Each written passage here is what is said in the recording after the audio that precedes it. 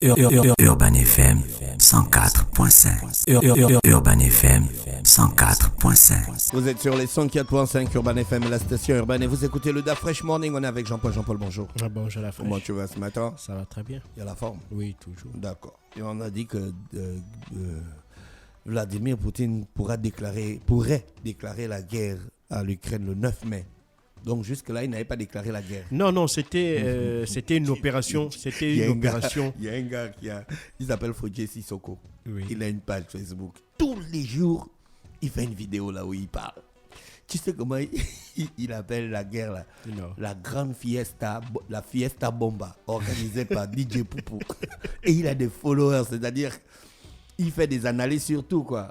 Mais deux fois, il dit des trucs concrets, mais dans un style un peu, tu vois, ça doit être un Malien qui a grandi en France et tout ça. Mais tu sais, aujourd'hui, en fait, il faut que les auditeurs comprennent qu'aujourd'hui, les nations puissantes font la guerre sans déclarer la guerre. La Russie n'a jamais déclaré la guerre à l'Ukraine. Les États-Unis n'avaient jamais déclaré la guerre à l'Irak. Ils n'avaient jamais déclaré la guerre en Afghanistan. D'accord? Donc, qu'on prenne même en Somalie en 94 ou encore au Panama en 91. Donc, il faut savoir que les grandes nations ne déclarent jamais la guerre. D'accord?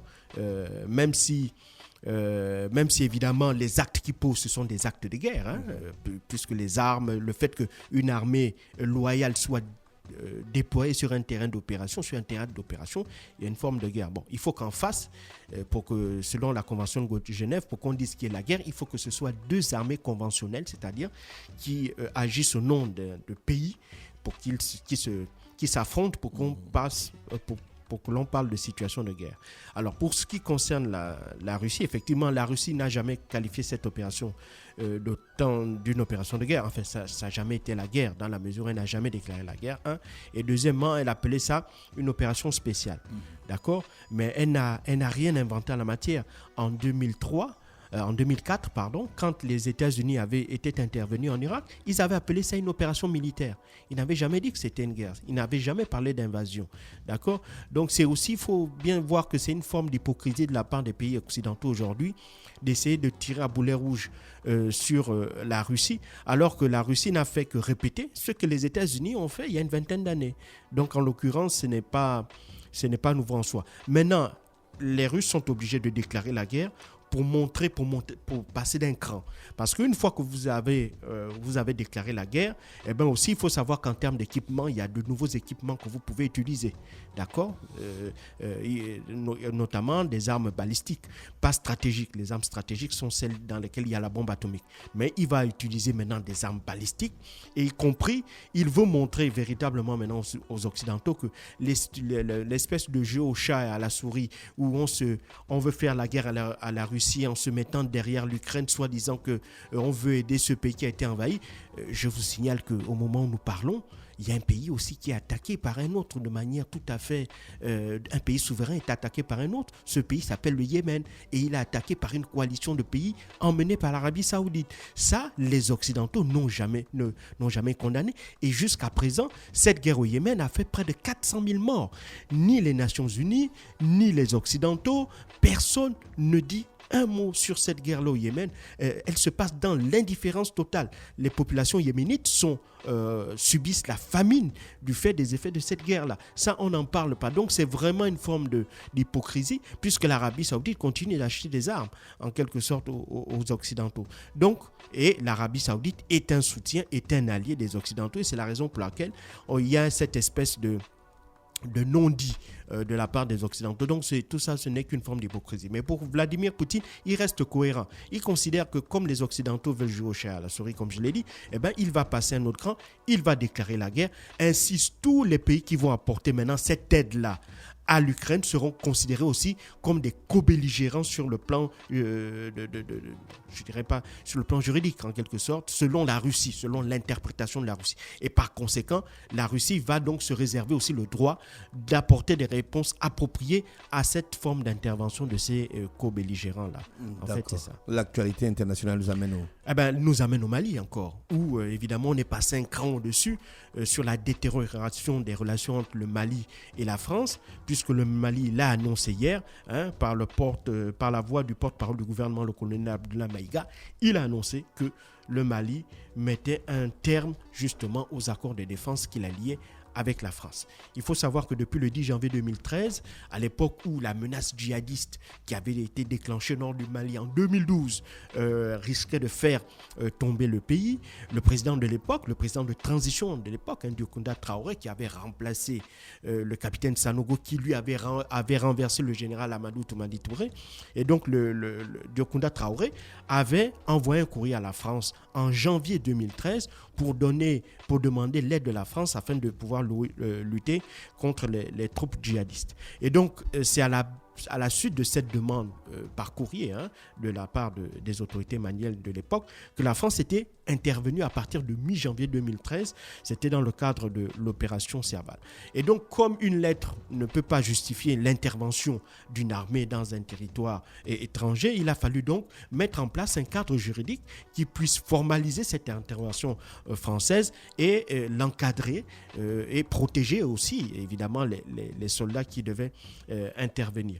Et donc, c'est ce cadre juridique qui a aussi, par la suite, fait l'objet d'un certain nombre de modifications, notamment en 2014, lorsque l'opération Serval est devenue l'opération Barkhane. Et ces accords ont de nouveau été modifiés en 2020, lorsque l'opération Barkhane a été remplacée par l'opération Takuba. C'est-à-dire, on a eu une espèce d'européanisation de l'intervention européenne, enfin française au Mali, où, évidemment, ce n'était plus que les forces spéciales françaises qui intervenaient, mais également les forces spéciales maliennes. Et puis, tout s'est dégradé à partir de l'arrivée de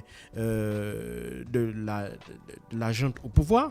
Il ne faut pas oublier que en 2000, lorsque le président Ibrahim Boubacar Keïta quitte le pouvoir en 2020, déjà, il faut bien le comprendre, les autorités maliennes avaient été prises de court.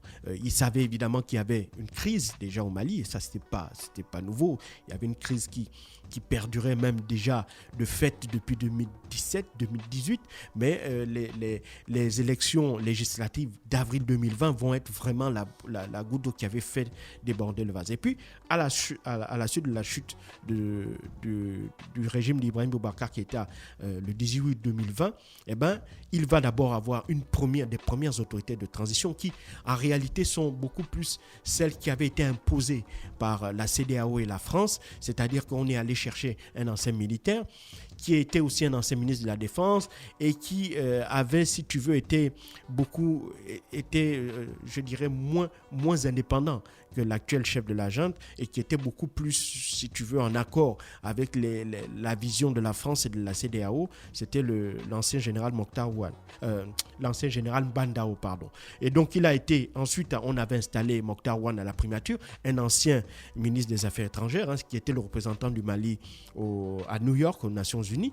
Et donc, ce tandem-là, qui avait été imposé en réalité par la CEDEAO, et la France n'a tenu qu'un an. Pourquoi ? Parce que la junte au pouvoir avait eu le sentiment par la suite qu'il y avait une espèce de reprise en main de la France en ce qui concerne les questions sécuritaires et surtout la reprise en main par la France de la conduite même de la transition, puisque l'actuel Premier ministre en parle très bien même, le docteur Chorel Maïga, qui expliquait qu'à partir de 2021, on avait assisté, on commençait à voir que par exemple les chefs de la junte n'avaient plus le droit d'assister aux réunions opérationnelles entre l'armée française et ce qui était être l'état-major de l'armée malienne.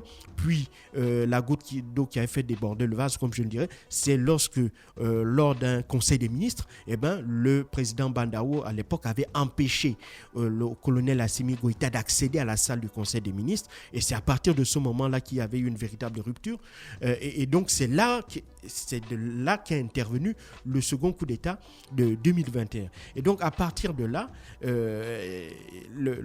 si tu veux, le mouvement du 5 juin, le M5 RFP, qui avait refusé d'abord la main tendue par Ibrahim Boubacar Keïta, il ne faut pas l'oublier, à partir de juillet même 2020, pour entrer dans un gouvernement. Lorsque Assimi Goïta avait fait son coup d'État, il avait aussi, avec l'entremise de Mbandao et Mokhtar Ouane, ils avaient demandé au M5 d'entrer dans ce gouvernement de transition, ce que le M5 avait refusé. Ce n'est qu'à la suite de la chute du gouvernement de Mbandao et Mokhtar Ouane que, évidemment, le colonel Assimi Goïta, qui se retrouvait comme le seul homme fort à la tête du pays, s'était donc rapproché du M5 et de l'un de ses leaders, en l'occurrence le docteur Choguel Maïga, pour lui donner la primature. Et c'est à partir de là, donc c'est intervenu le 7 juin, en fait, et le 7 juin 2021, et c'est à partir de là que, évidemment, les relations ont commencé véritablement à se dégrader entre le Mali et la France. Pourquoi ? Parce que, évidemment, le docteur Choguel Maïga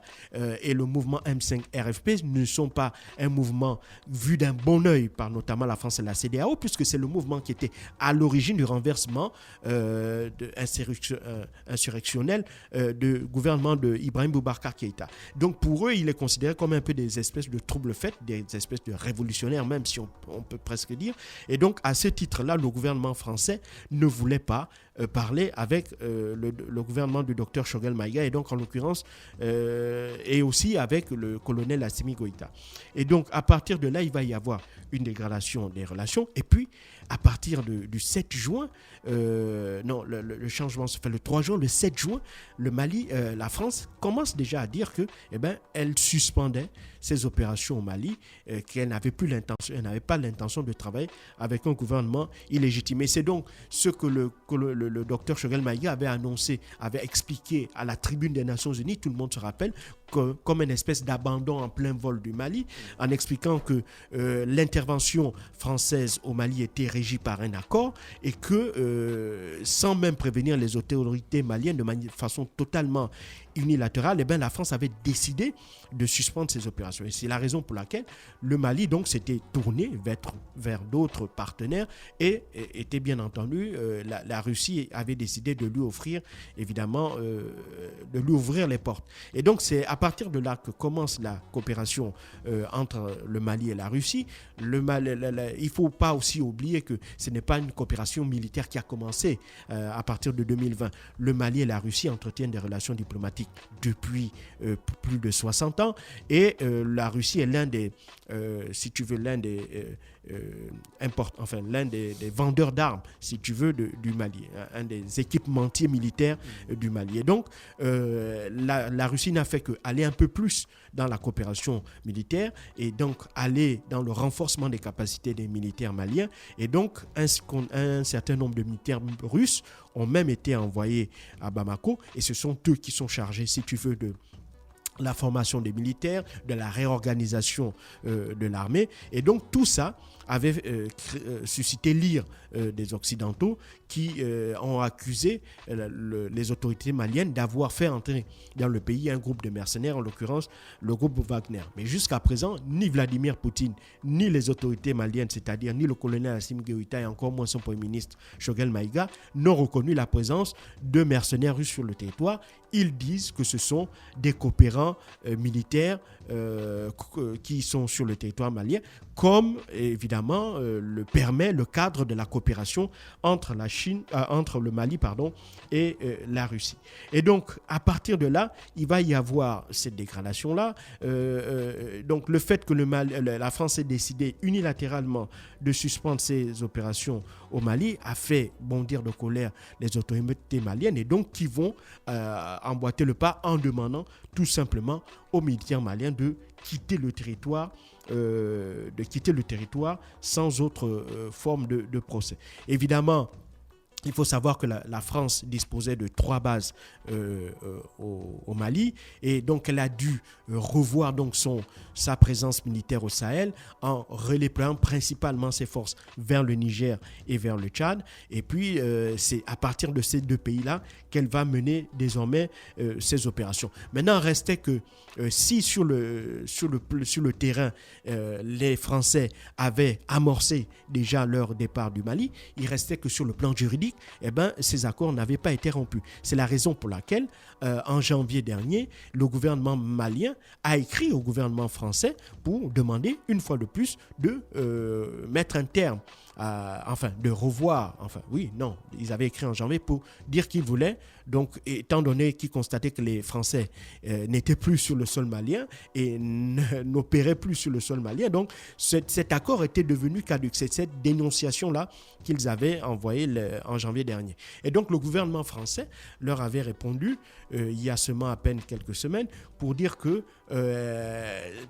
il fallait plutôt passer par un comité d'experts qui devait voir comment est-ce que l'on pouvait encore réformer cet accord-là, cet accord militaire. Ce que les autorités maliennes viennent de répondre par la négative en disant que non, on ne peut plus encore réformer un accord qui en réalité n'existe plus, ne tient plus dans les faits, puisque ni le Mali et la France ne coopèrent plus au Mali, les soldats français n'interviennent plus sur le sol malien, même s'ils ont dénoncé depuis le départ des troupes françaises des violations flagrantes de l'espace aérien malien, parce qu'il faut savoir que le Mali a interdit de survol tous les appareils français de son territoire. Et donc, on le sait aujourd'hui, grâce à un système de radar que les Maliens avaient installé, ils ont accusé la France d'être à l'origine d'une 60aine de violations de l'espace aérien malien, ce que la France a reconnu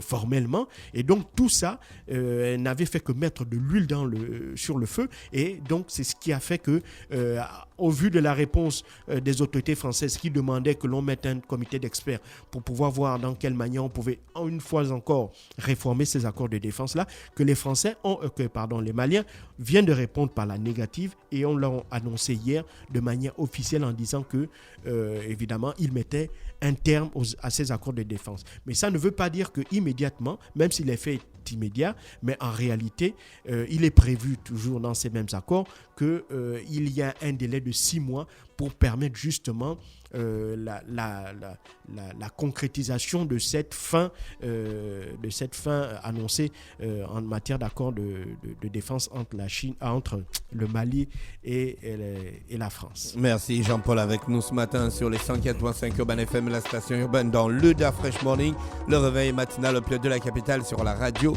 la plus de la capitale, restez connectés, on se retrouve juste derrière. Urban FM 104.5.